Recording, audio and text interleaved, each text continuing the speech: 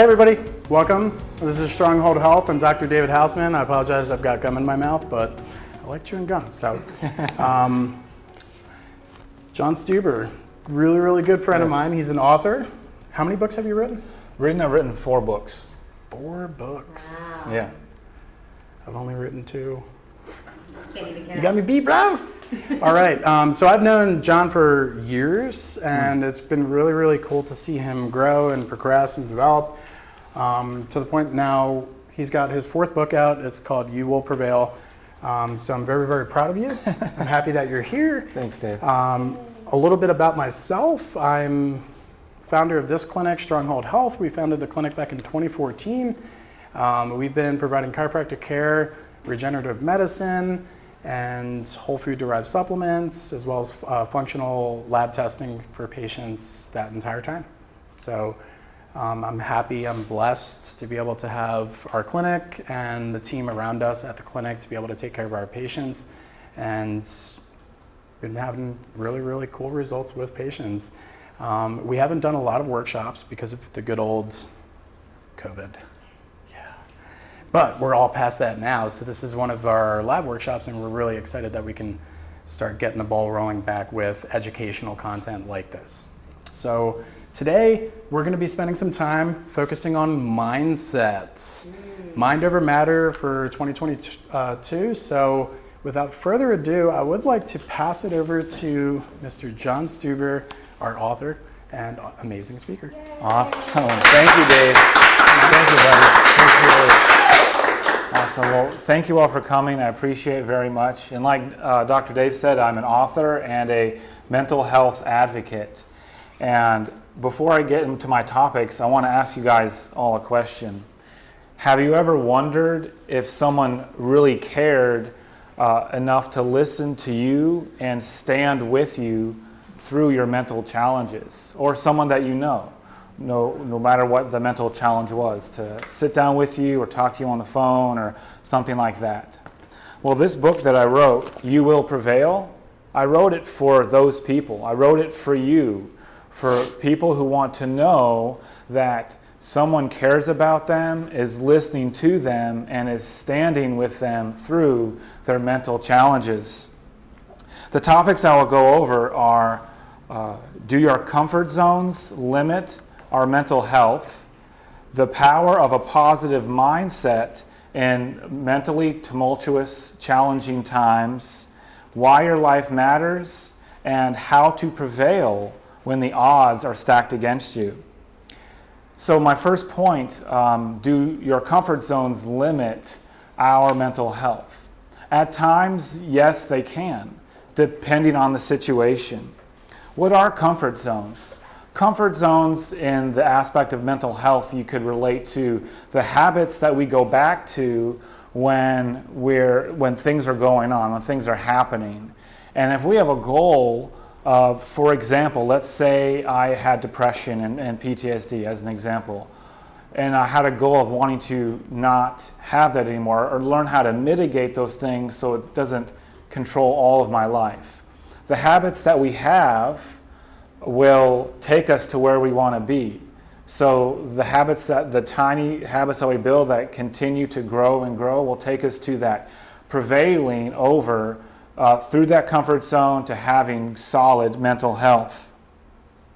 When we have these goals, this vision of this achieving, not having this depression, anxiety, or PTSD, or whatever the challenge may be in our life, and we argue for that in terms of we put it off for years and years and years, and we decide that it doesn't matter, but really it controls every aspect of our life. At that point, we argue for our mental limitations and become the prosecutor to those limitations or mental challenges instead of the defense attorney. Because we really want to stand up for ourselves. Everyone raise your hand if you want to stand up for yourself, right? Everyone, right? Yeah. I always want to stand up for myself, for the people around me, my family, my community, because it's important, because you matter. Now, another thing with comfort zones, I'm not a doctor, I'm not a medical professional, But people I've learned, and the many people I've talked to who have mental challenges, some may take pharmaceutical medicine, which, depending on the situation, that's perfectly okay. You know, if you have PTSD and you were overseas or something like that, then yeah, absolutely. But if you're talking to your doctor or your medical professional, and you're like, this isn't really working for me. I want something different. Maybe a holistic approach. Whatever it may be, stand up for yourself and your mental challenge, because it's your life. It's it's the things that you want in that goal to achieve, right? Now, and one thing I also think about is in these mental challenges, it may seem daunting. We have this big goal. I want to, for example, get out of having so many panic attacks and having anxiety, right? Well, how do you do that? That's a big goal, right, when you think about it. Well, when you break down the goal into little tinier steps, if you talk to a therapist, which is perfectly fine, talking to a therapist or a confidant, or you do research on it, break it down to little tinier steps and it doesn't seem so big and daunting.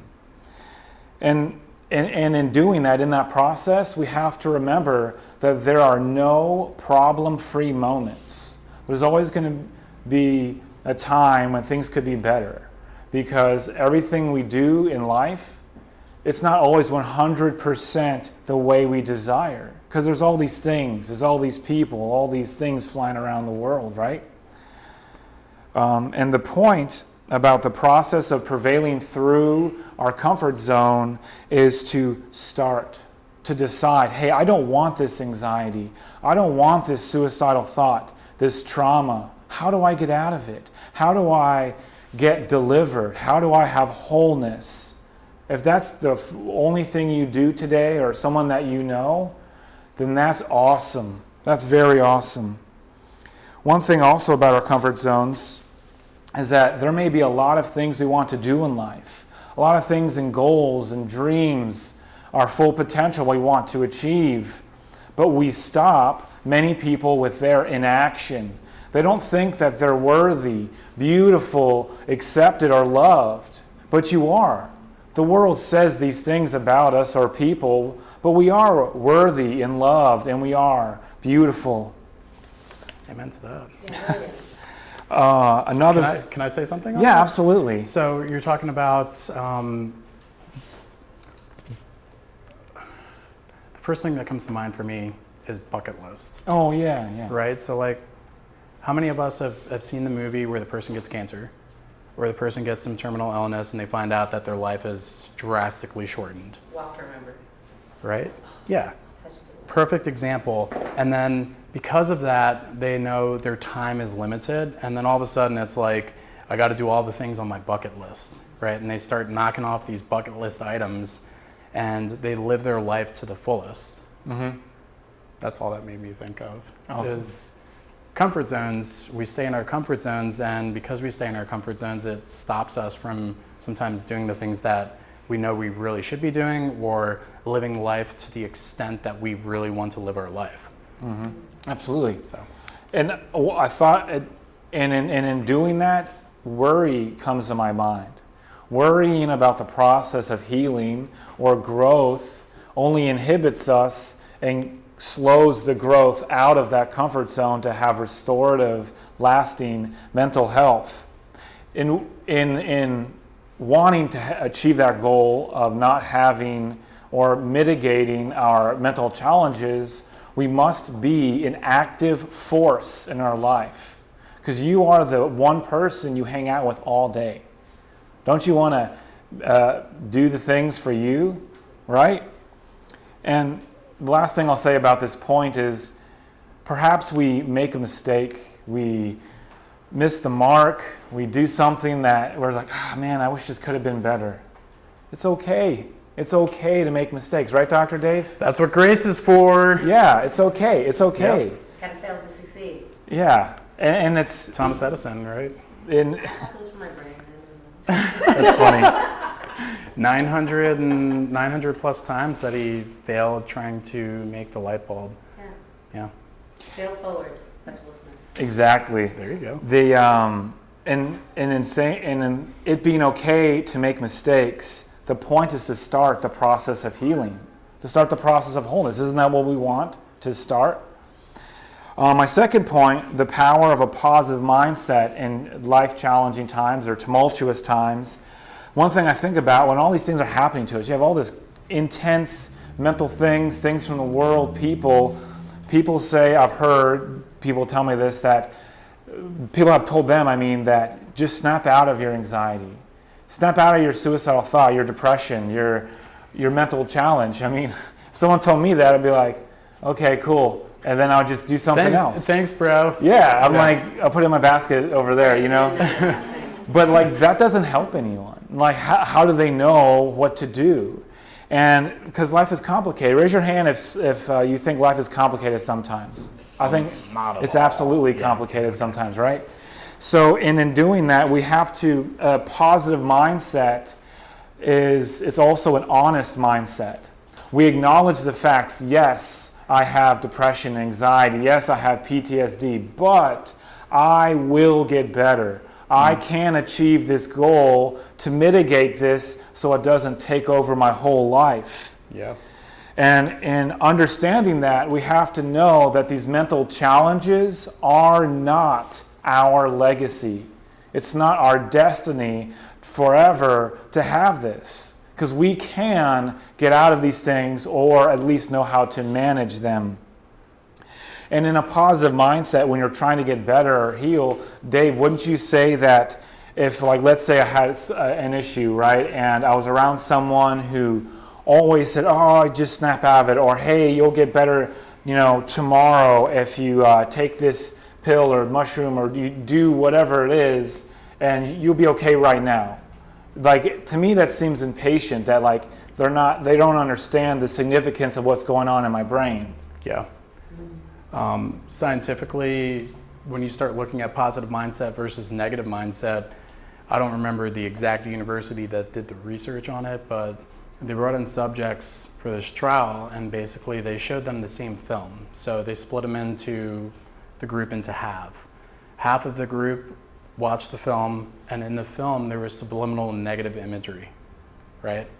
And then the second half of the group watched the film with positive subliminal imagery. You're talking crazy instantaneous flashes of positive images versus the group that was watching the negative with super fast, so fast the conscious part of your brain couldn't even perceive it, but the subconscious part could.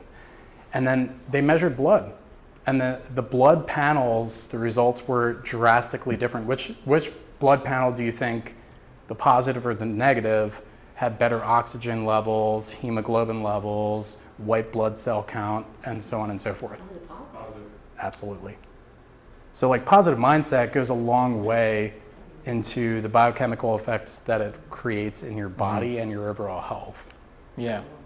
And in thinking about that of our subconscious is we should watch what we say about ourselves to ourselves. Yes, acknowledge, if I did have mental challenges, but what do I need to do to not have them or learn how to mitigate them?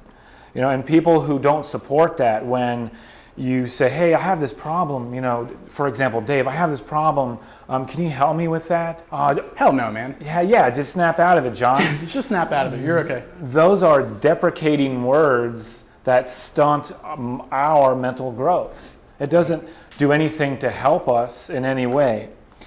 And the integrity of our mental health is worth the political and social risk of changing up any environment within an organization or group of people where no counseling about mental health or avenue to speak up exist. So you're saying doesn't matter what the effects absolutely are going to be, you need to make sure that you can get that emotion out? Yeah, because it's all about, I don't want to say it's all about us, but if we have a mental challenge so deprecating that it's affecting our work, our relationships, we should, and we want to get better, then we should get better. Yep. Another thing is we don't have to explain to people why we want to get better, why we want good mental health. Yeah, like raise your hand if you're human, right? raise your hand if you're human. Does everybody in here have emotion? Absolutely. Right, so like to suppress that emotion is non-human, right? Yeah, I mean everybody has things that they think about what they think about, whether they acknowledge that or not. Like, why am I reacting this way? Why am I responding this way? And how can I get better with those responses? Because honeybees don't have to explain to flies why honey is sweeter than dung, right? So we don't have to explain to other people why we want to get better. I don't explain why I want to change my schedule with this or that, or do this with my health or nutrition, because it's my life. It's not theirs. And a last thing on this point is that we have to persist that life is worth living. Because when we persist that life is worth living, then we're unbeatable.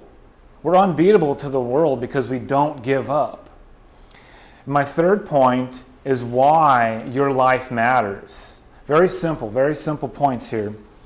And I think about how no matter who you are, no matter where you come from, demographic or anything like that, your life matters because there's only one unique, beautiful you. That's it. Everyone matters. My twin brother, raise your hand. There you go. It's my twin brother right there.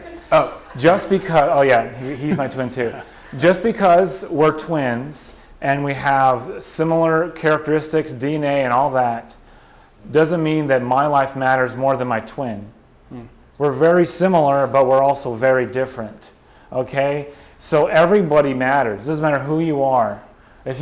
Just because somebody doesn't have depression and then someone doesn't mean the person with depression life matters more than the person who doesn't. Because the person who doesn't could help the person with depression. See what I'm saying? Last point I'll make on this is that our life also matters because our physical presence matters. Our natural presence in the unnatural environment of the world brings the supernatural presence of God into reality. It just does. It's just how we're built and how we're wired. And in knowing that our life matters, what do we do with prevailing? How do we prevail? Well, that's my last point here about prevailing when the odds are against you. When you got all these things, all these intense things, all these bad things happen in your day, all these thoughts that seem so overwhelming you don't know what to do. I just want it to be over, right? That's what some people think. Well, prevailing is all. The simplest way to explain prevailing is that prevailing is all about the persuasion of your mind to not give up, but to continue on another day. That's all it is. It's very simple.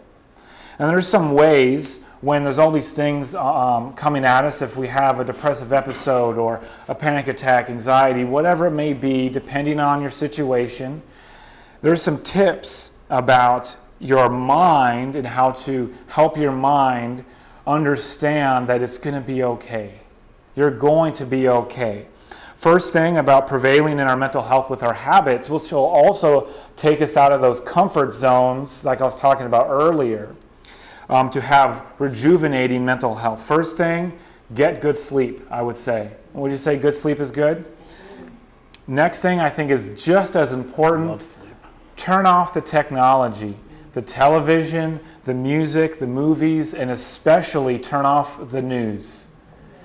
These things, in moderate proportions are nice, but it's not the only thing in life.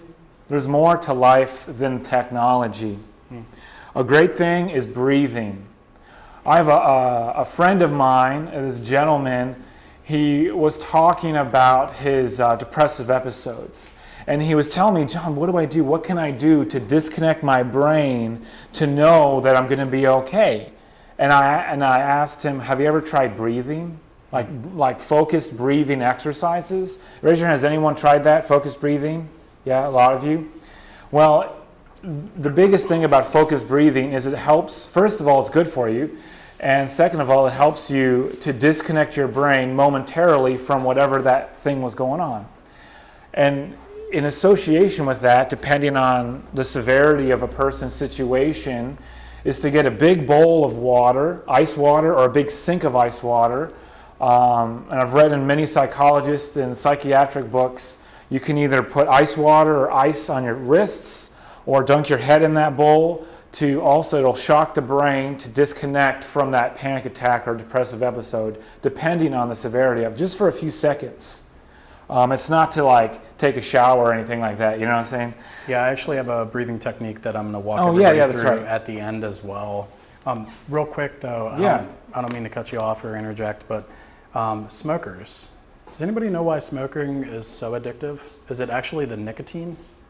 I don't think so. Well, research actually shows it's the breathing. It's because when someone gets all stressed out and they're addicted to the smoking, they pull out the cigarette and they light the cigarette, right?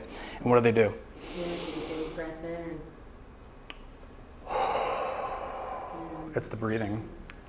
A big part of the psychological addiction to smoking is the breathing component. So breathing is a great way to interrupt pattern, mentally speaking, and get yourself kind of back to that neutral zone. I have read that before. Going outside, enjoy the outdoors is another thing, and just being thankful for what you have. The simple things in life will help you with that. And nutrition is another good thing. Eating good, healthy meals. Now, I am not a nutritionist. I'm not going to tell people how to eat, but there are things we can definitely do if we're having mental challenges to mitigate things that connect with our brain. Staying hydrated and drinking more water, doing a crossword puzzle, calling a confidant, or having a proactive, positive hobby that we can let out our stress, let out all our anxiety, depression into. Whatever it may be, it could be painting, drawing, walking, hiking, whatever it may be. Kickboxing, yeah. Crochet. Crochet is good, underwater basket weaving. And when we have all these things like coming in our brain that we just don't know what to do, we got to remember that we're enough. We are enough in that moment to get us to the next step of wholeness. We don't have to do everything at once, like the world wants us to go all 1,000 miles an hour and all this stuff. Just one thing at a time. I remember growing up, my mom would always tell me to, John, slow down. What do you know, like, just live in the moment, be in the moment. And that's what we need to do. And we got to be in a prevailing mindset to manage or to conquer those things. We have to know that it's a patient process of healing. We have to first be patient with ourselves because we may possibly stumble, and we don't want to be hard on ourselves and fall back to the attitude of, oh, I'll never get out of this. This will never happen. Because we will. We will get out of this if we keep persisting. We have to close, I'll say, we have to think differently and act accordingly if we want to prevail through our mental challenges. And we cannot bring change to our mental health if we hold on to the comfort of the past. So to recap, I talked about, do our comfort zones limit our mental health? The power of a positive mindset, and then why your life matters. And then finally, how to prevail in a life-challenging time. Dave, do you have anything else to add? You're speaking on your... Got lots. Yeah, let's hear Dr. Dave to talk here. All right. John, awesome Yeah, job. thank you. Is all that information... Yes. That's all content in your book, right? Yeah, all this Yeah? thank you. All this content is in this All right. book. And thank you, Dr. Dave. It's available on Amazon in paperback, hardcover, Kindle, and audiobook. You can tell people about it. Just go type in You Will Prevail on Amazon, and it'll... Yeah, and we'll put the link down in the bottom of the video in the comments section and pin that for you as well. Awesome. Thank you. Now, There's a lot of what you said that I'm going to piggyback off of. I tend to do a little bit more on the PowerPoints, so forgive me if I go a little all over the place, but I probably will stay on point because that's what PowerPoints are for. So I am going to talk a little bit more about the proactive approach of like the mental well-being, okay? One of the things that I'm really going to focus on is vision. So has anybody done personality profile testing, like DISC profile test, Myers-Briggs, or anything like that? Enneagram? So when you start studying yourself and how your brain is hardwired, what you'll find is that some people are a little bit more vision-centric, some people are entrepreneurial, some people are more auditory when it comes to learning. But at the end of the day, neurologically speaking, there's still a certain percentage of how your body is actually wired for each of those senses. And that's something that we're going to be actually looking at. The most powerful way that you can actually direct the focus of your mind is through vision. And so that's one big thing that I'm going to be talking about. So let's start with goals. So who's got goals? Everybody's got goals, right? If you aren't raising your hand, you don't have goals, then you need to write down a couple of goals. Because if you don't have goals, you're not directing the focus of your mind and you're not taking intentional action in your life towards something. So I would encourage you to do that if you aren't doing that. But at the end of the day, we all have goals. So some examples might be like the typical ones, I want to lose some weight, right? Or I want to get off medication, or I want to start exercising, or maybe I want to work on my finances. When it comes to the goals that we're setting, what is the one thing that makes a difference between the people that successfully and regularly achieve their goals and the people that don't? It's a rhetorical question, I'll answer it. It's typically that the people that meet their goals regularly focus on the goal, right? Because let's just use the example of like lose 20 pounds. Everybody understands exercise example, right? So I want to lose 20 pounds, I want to lose weight. First of all, if I'm not specific with the goal that I set, then, and I just say, I want to lose weight, it's not very strong, right? And this isn't a goal setting mind like workshop or anything like that, but I'm just using it as an example. If I say I want to lose 5 pounds versus I want to lose 10 pounds, now I'm quantifying what I want to actually do, which is helping to direct the focus of my mind. Fair? But if all I did was look at that once a week, would I be less successful in reaching that goal of losing 20 pounds than if I looked at it every day? Right? Or what if I looked at it twice a day? What if I looked at it 3 times a day? There's a saying, you can't manage what you don't measure, right? And so that plays big into goal setting, but it also plays big into mental focus when you cast a vision for something and you're trying to achieve that in your life. So I'll start with that. And then also part of how we prevail, and I love that word prevail because it's such a biblical but also such a real life like success word, right? Prevail. Who wants to prevail? Yeah, we all want to prevail in different arenas of life. Part of how we prevail, though, is whether or not we're going to have congruency. And congruency is just simply the things that I'm working towards, is it congruent with what I believe, right? So a great example of that might be like, I want to make $1 million, but why do I want to make $1 million, right?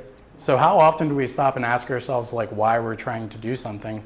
Because while you're doing it, sometimes it's going to align with what you believe, and sometimes it's going to totally clash against what you believe.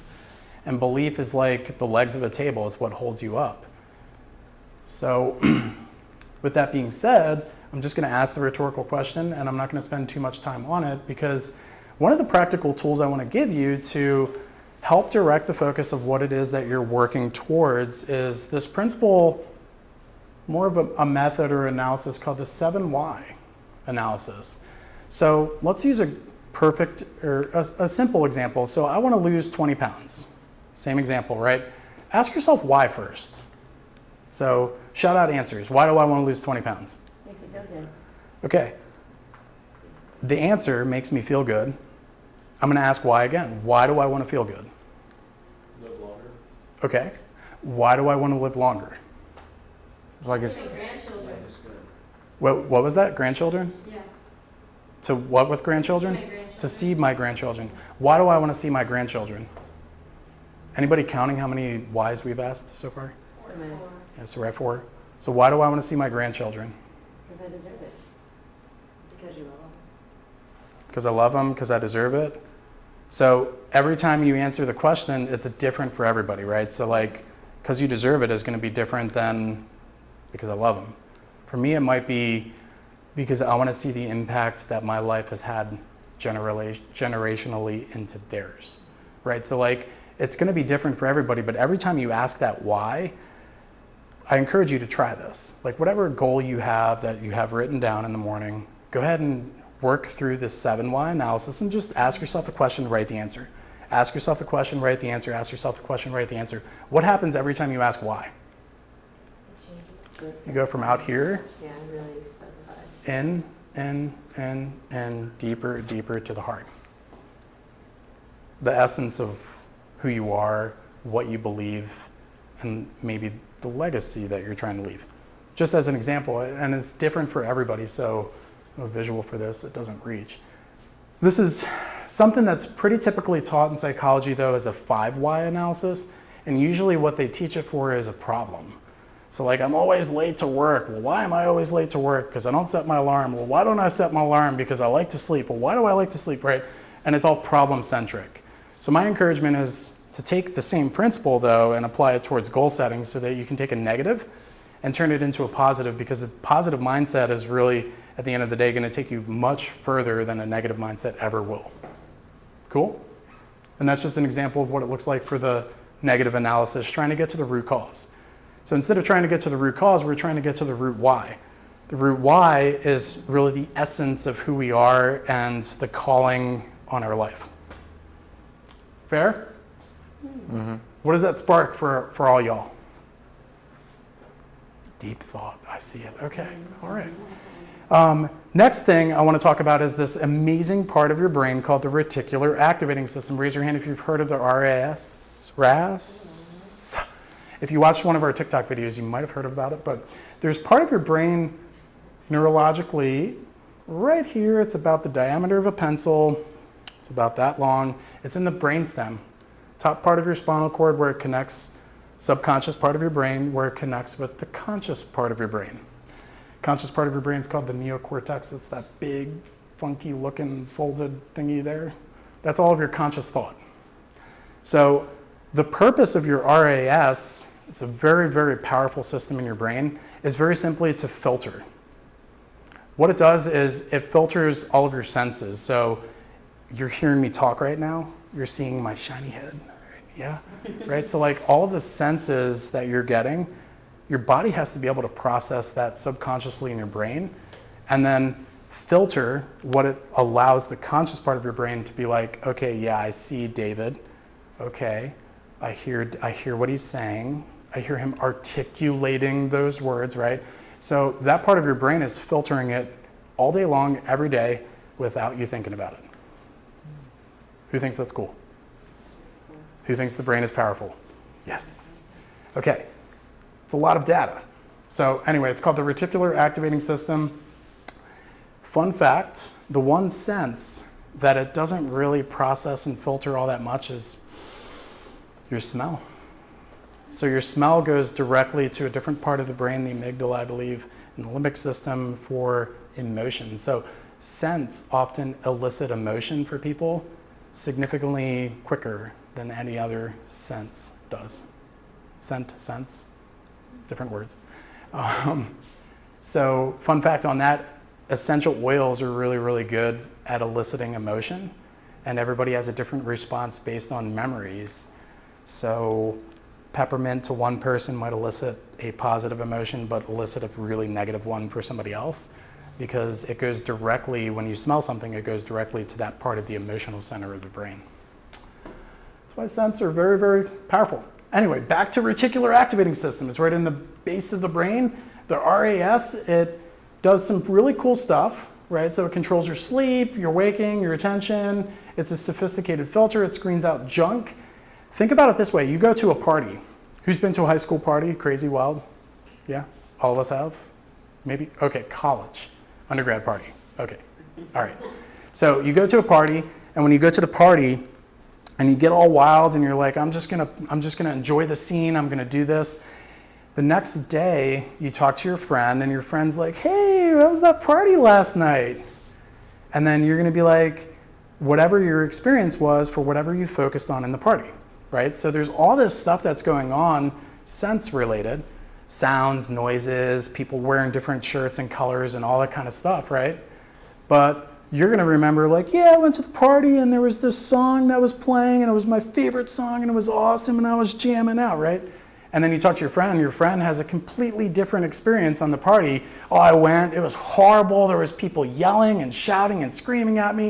And it's because their focus was different than your focus. And so their reticular activating system, this part of their brain, filtered content out and deleted everything else so that they focused on what they wanted to see. It happens for all of us all day long, every day. It's a very, very powerful part of your brain. So it acts like your gatekeeper. You know, like what's that called, a bouncer? Whoever that guy is. You try and get into a night at the Roxbury Club, and you can't get in because the gatekeeper. So the gatekeeper determines what goes in. And it's the same thing with that part of your brain. So that part of your brain all day long, every single day, 40 million bits of data every second. Like literally your brain would explode if you didn't have the deletion, if your brain didn't delete out all the like senses and data that it's perceiving. Really, really incredible. And so because of that, nerves must fire. That's a typo. Nerves must fire 6 times faster. So the neurons literally fire faster in that part of your brain than any other part of the brain. It's really cool. I'd say it's got an incredible innate design. My brain was having a good time trying to figure that one out. Yeah, right? So here's the reticular activating system. Here's all of your senses: smell, taste, sound, touch, sight. Anybody see one of them that maybe has a lot more input? Sight, right? So the eyes are going to have 75% of the input and the data go into that part of your brain. So it would, if I'm studying this and I'm like, hey, that part of my brain's really, really cool and I'm trying to set goals, then which sense do you think I should elicit the most to try and direct that part of my brain to focus on it? Here's the easy way to think about reticular activating system. I think this relates to everybody. So I want to get a Tesla, right? I see everybody driving the Teslas around. So I go and test drive a Tesla, even though I don't think you can actually test drive a Tesla. But let's just pretend you can, right? So I go to you can? Okay. Or I guess we could use an example, any car, whatever the car is. You go to test drive it, right? And then you're in the car and you're test driving it and it's like new and it smells amazing, like that new car scent, and it's got like the big touch screen, and you're driving around doing the test drive. The entire time you're driving, what are you doing? You're like envisioning like, oh man, this would be so sweet. My friends would think I'm so awesome. Oh yeah, my girlfriend would love this car. Like, so you're envisioning yourself driving that car. And picturing it in your brain, you're actually programming the reticular activating system. Okay? Everybody make sense? Mm-hmm. So then what happens? You go to the car dealer afterwards, the salesman, he's like, yeah, so here's the numbers, and you're like, this is too much, it's $67,000. And then you decide not to buy it, or you decide to go home and think about it, right? Mm-hmm. So then you go home and you're driving around whatever car you were driving before, and it's not the nice Tesla, right? What do you notice on the road everywhere? Teslas. Yeah. Now, were they always there before? Yeah. Oh yeah, they were totally there before. You just didn't notice them. And why didn't you notice them? Because that part of your brain, the rest, it wasn't focused on it. So they were there the whole time. You just never noticed them before because that part of your brain was like, delete, delete, delete. Don't see it. So the conscious part of your brain was like, just never even noticed it. Pretty wild, right? So if we know this principle is true and you got 70% of your RAS that's going to be input from your eyes, what would it behoove me to do? Look for what I want to focus on, right? Okay, let's play a game. Everybody find Waldo. Go. I'm going to count 10 seconds. 10, Got it. 9, 8, 7, 6, 5, 4, 3, 2, 1. All right, cool. Who sees the green fish? I do that. Right? So the green fish is there the whole time. What about the blue boat? You didn't even notice it. You're over filtering through looking for wherever Waldo is. Where is Waldo? He's in the middle. Right in the middle? There he is. So cool. So this is a great example of exactly what happens all day long, every day. We have all of this sensory input that's coming in, and I'll be honest with you, if you don't program the RAS part of your brain, the research shows that it's actually programmed by your environment by default. So that means if I don't take charge, what happens?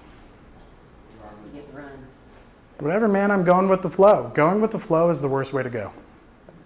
Because when you go with the flow, it's whatever environment you're in, whatever people you're around, that directs the focus of your mind. So my encouragement to you is, especially with goal setting, but generally speaking in life, direct the focus of your mind. Like binoculars, decide what you want to focus on before your day starts. And I will tell you, hands down, every single time I've been to all sorts of networking events, mastermind groups. I was in Puerto Rico with Gary Vaynerchuk and maybe like 100 entrepreneurs a couple weeks ago. And I'm telling you, the people that make things happen and see their goals achieved intentionally take the time every morning to direct the focus of their mind. And there's a bunch of different tools and techniques on how you can go about doing that. I didn't mean to show that yet. Now I have to go back. Okay, but the biggest way to do it is through sight. It's through vision. And so control what you focus on. And especially with goals, there's this thing called the SMART. It's an acronym for goal setting. Specificity is one of the most important things when you are goal setting. And if you aren't specific with the goal, you don't get what you focus on. You get like whatever you get. So back to the weight loss example, if I'm just like, I want to lose weight, I might lose a pound. But if I want to lose 20 pounds and I'm always focused on 20 pounds, 20 pounds, 20 pounds, within reason, that's healthy. But if that's all I do is obsess and focus on the 20-pound thing, it could be unhealthy. So you do have to keep it in balance, but I have to be specific. So, and being specific for this example, what it might look like is when I wake up in the morning, if that's my goal, losing 20 pounds, I might spend time actually closing my eyes and envisioning what it's gonna feel like with less weight. Envisioning what it's gonna feel like with less weight to be able to pick up my grandchild, with less weight to do whatever it is that you wanna do, but envisioning it and actually like playing it out in your mind on what my life will look like when I achieve that. And you set, it's kind of crazy. The conscious part of your brain doesn't know the difference between something you vividly imagine and something that's actually happening. I'll say that again. The conscious part of your brain doesn't know the difference between something you close your eyes and literally vividly imagine and what you actually experience. Because it still activates the same part of the brain. So specificity, do vision casting. So I'm going to tie this back to the word, the good old book. Romans 12:2 says, be not conformed to this world, but be transformed by the renewing of your mind, that you might prove what is that good and acceptable and perfect will of God. So to be not conformed to the world means you have to make the conscious decision, I'm going to do something about it. Because what happens with that part of your brain if you don't decide to program it? The environment. So I get conformed to my environment. It's literally how the brain's hardwired. It's kind of crazy.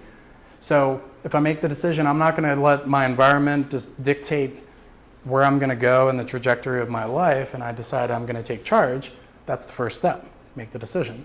Second step is to be transformed by the renewing of your mind. So how do you renew your mind? Well, I'm going to hack my mind neurologically. And so to hack your brain neurologically is if I know that all these, whoops, this clicker is not working the best. If I know all these senses are going into the reticular activating system and it's filtering them, and I know this one's the heaviest, then I can transform my mind by simply bombarding that sense more than all the other ones. Just hacking neurology. And then when you do that, you can prove what is good and acceptable and perfect, and that's up to you and what you believe, what you want to see accomplished in your life. I have to play this. Play.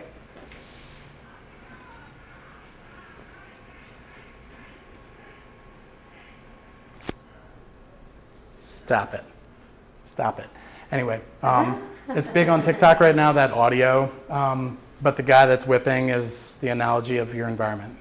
Like if you don't decide to take charge, your environment's just going to dictate what's programmed in that RAS part of your brain. So my encouragement is to take charge. So how do we go about doing that? Well, you decide. Decide what you want your life to look like, right? So if you want to prevail in life, you want to overcome where you're currently at, first it requires a vision. And not everybody's like the best at maybe imagining, but my encouragement is like literally turn off your phone, get rid of the technology, just go with like a blank piece of paper. Or Etch-a-Sketch would be hard, probably not Etch-a-Sketch. Markers, I don't know, be a kid again, get crayons, and just like draw or write out what you want your life to look like. Because at the end of the day, there's nobody that's like you, right? What did John say? Your life matters because there's only one unique, beautiful there's only one you. And I like to say you were born an original, so don't die a copy, right? So you get to decide who you are and how you want your life to look. But at the end of the day, it's still you making the decision, right? And so if you lose track of the vision, then by default, we just go through the mundane, typical cycle of life. Just wake up, go to work, make money, put a roof over my head. What's next? Versus, I don't know, what that might look like for you. So seeds. Choose what seeds you want to plant. Because regardless, this is a great analogy. You look at a forest, right? Does a forest have any issue with plants growing? No. No, the plants just literally grow, right? But we as humans, we can come in and we can cultivate and decide what gets planted, where it gets planted, and we can make our own garden. And it's a beautiful analogy, but it's true. This is as a man thinketh, so a quote from there. A man's mind might be likened to a garden, which may be intelligently cultivated or allowed to run wild. So whether you decide to cultivate it or you decide to neglect it, what ends up happening, something still grows. So if you neglect it, then you're going to have just weeds that grow, random weeds. Who wants random weeds? Dang, nobody raised their hands. Okay. Right? But who wants an abundance of like really nice fruit in their garden? Yeah. I do. Right? So you decide what seeds you want to plant, but the only way that that's going to happen is you have to give yourself time with yourself. So the biggest breakthroughs I've always had in life with anything that I've ever done or accomplished, and I haven't accomplished a lot, I'm not that amazing by any means, but it's always been when I've set that time aside. And I've scheduled the time in the morning to have a ritual, to whatever that routine might be. For me, it might be a little bit different for you. But for me in the mornings, it's gratitude, getting in an attitude of gratitude, taking time to envision things I'm working on today, next week, next month, this year, 5 years, right? So the goals and being able to be specific with what I want my life to look like. So what does your life look like? Here's some pretty simple things that you could do. These are pretty popular. So journaling's not me. I don't really journal. I do reflect. I like to, at the end of the day, kind of sit and think about what did I actually accomplish today? How much did I like work myself towards my goals? Writing goals is super powerful. So for me, that was actually a big, kind of a big breakthrough in terms of like a practical thing that you can do. And it sounds so stupid, right? Like sit down and write out my goals. But I guarantee you, if you do it, it actually makes a pretty big difference because visually you're watching yourself write it and you're taking like visceral action to write it. It does something with the brain where it helps you direct your focus. Vision board, anybody try vision boards? Has anybody done those before? Yeah. Does anybody know what a vision board is? Okay, so you guys have all seen them? Mm-hmm. Okay, who wants their life to be different in 6 months? No? Yeah? Maybe? Yes, absolutely. Absolutely? Okay. Everything I've told you to do in terms of recommendations, this is the most powerful one. I want everybody to take time. What is today? Tuesday? Saturday, right? Who's got time on Saturday to spend an hour? Everybody should have time because it's your life, right? But you decide what's important, and whatever you want to do, you're going to do. How true is that? I want to go to the movies, I'll go to the movies and watch a movie, right? I want to sit at home and watch Peaky Blinders on Netflix, I'll binge watch Peaky Blinders on Netflix, right? You're going to do whatever you decide you're going to do, but at the end of the day, you're going to do what you want to do ultimately. So if you really want to make a difference in your life, I encourage you to do this one thing. Make a vision board. What that looks like is, I don't know, corkboard, whiteboard with magnets. Write out all your goals. Sit, maybe spend 15, 20 minutes and envision what do you want your life to look like in a year, 5 years. And then whatever visions you have come to mind or words that you have come to mind, literally go to Google, type in those words, find the picture that fits the vivid illustration the best for you, print it out, cut it out, put it on your board. That's it. It's literally that simple. Then once you have your board, first thing in the morning, when you wake up, sit quiet with coffee or whatever it is that's going to help you stay kind of grounded and peaceful, and then just spend like a minute. That's it, just a minute, 60 seconds. Look at your vision board, and then close your eyes if you need to close your eyes to envision it, and picture what your life looks like with those things. That's it. That's all I got for you. Gratitude is one of the other techniques. If it would click and go. Next. And then another one is this one here, Incantations. So Incantations for me have been huge. Who's heard of affirmations? Yeah. So affirmations is like, there's no weeds in my garden, there's no weeds in my garden, there's no weeds in my garden. That's like an Anthony Robbins or Tony Robbins thing.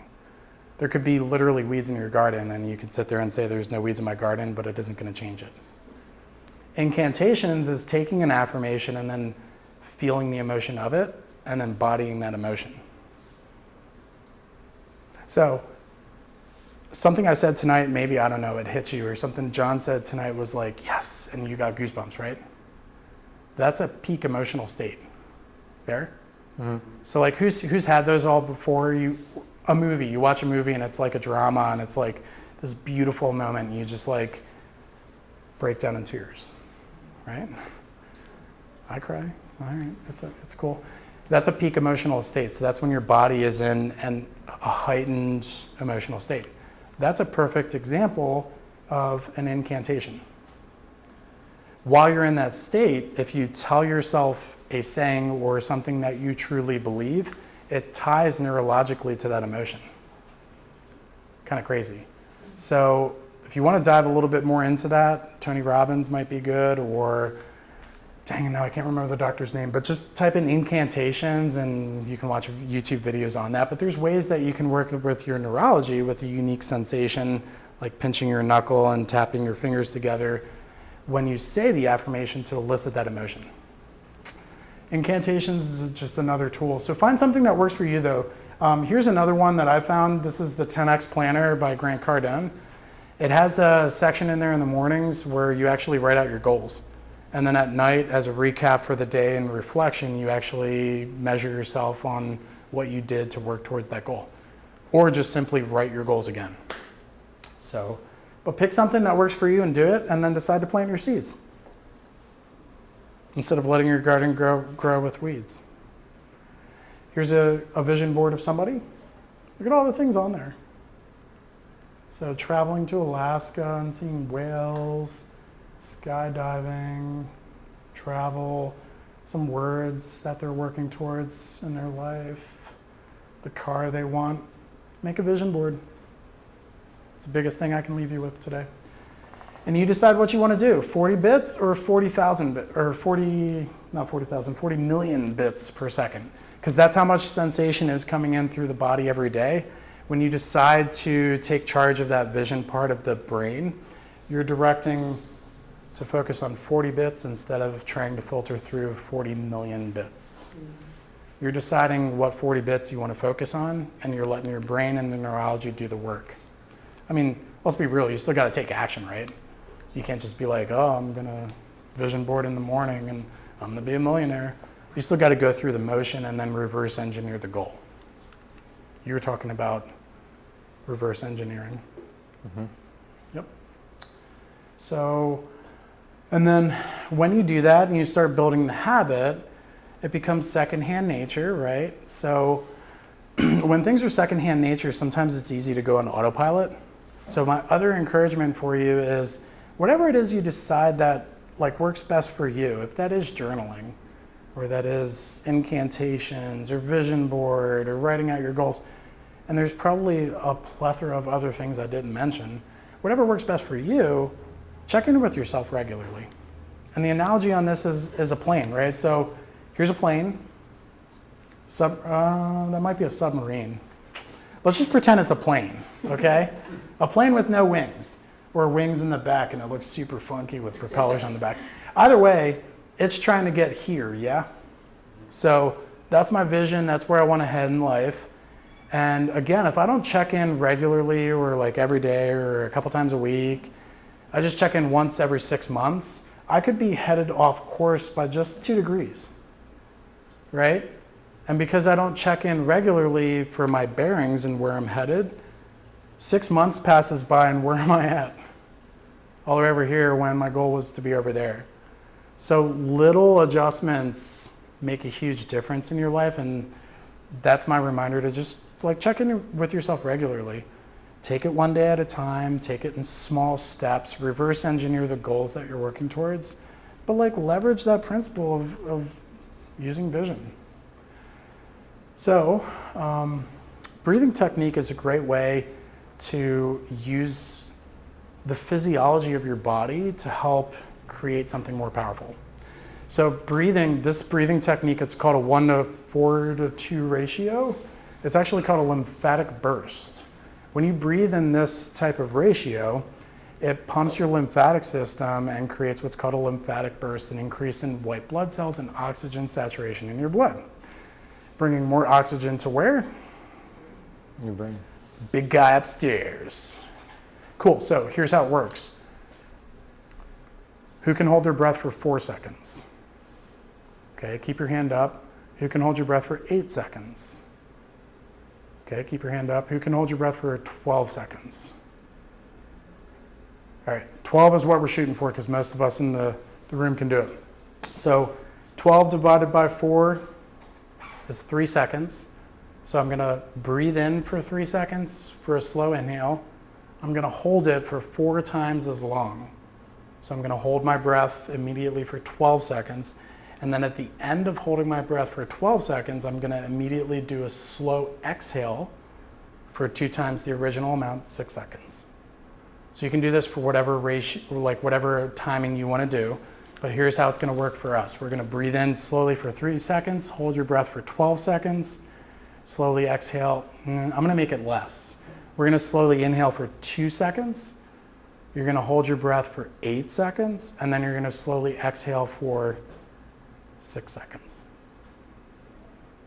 Wait, 284, sorry, Yeah, 284, 4. 284. So I'll talk you through it. Okay. Everybody just try the breathing technique first. And you do it in a sequential breathing of 10 repetitions.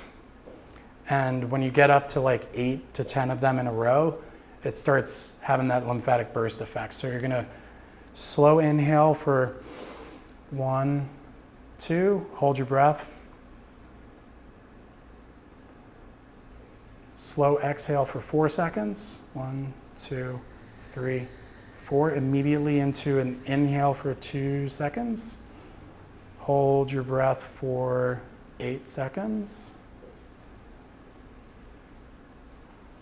Slow exhale for 4 seconds. And that's how it works. So it's a 1:4:2 ratio. Inhale, holding your breath, exhale. Do it for a repetition of 10. So once you master that and you kind of get that down, the next step from there is to close your eyes when you're doing the breathing technique and like for real, work that neurology. You'll be surprised at like how crazy you get the oxygen saturation in the brain, the picture of what you're envisioning becomes so vivid. Are we gonna do it? What's that? Are we gonna do it? We're gonna do it. Okay, so first I want everybody to think about one thing that they want to picture. Cool? With your eyes open, with your eyes closed, I don't care. When you have what you want to picture, raise your hand.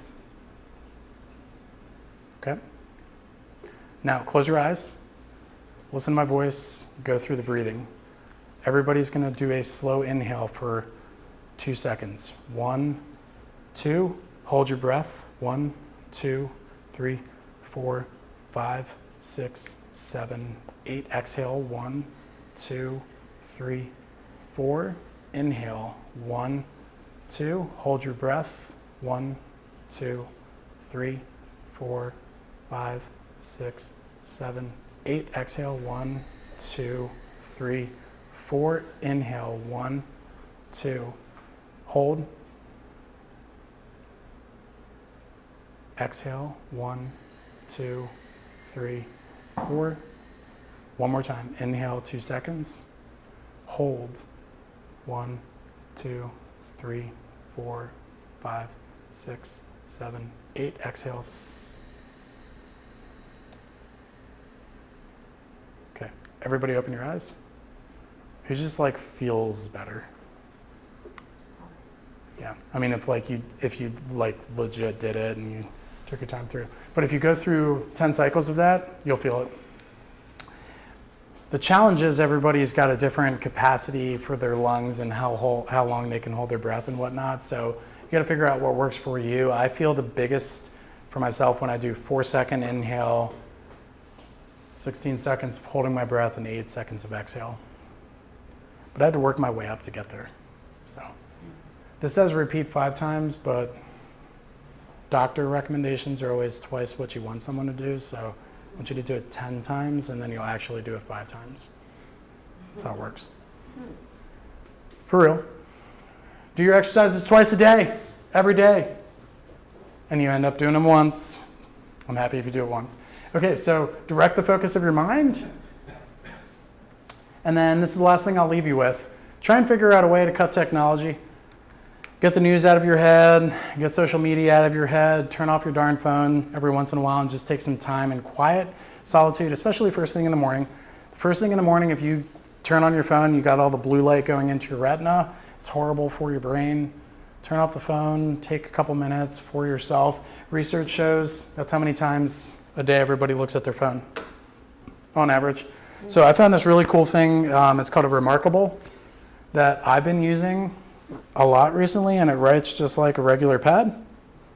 And you can save PDF files and organize your content and has no access whatsoever to any social media or apps or any of that kind of stuff.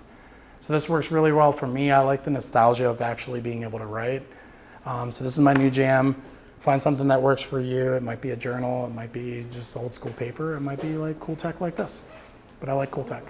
So I think that's all I've got for y'all. Does anybody have any questions? Yeah, no? All right. Yes.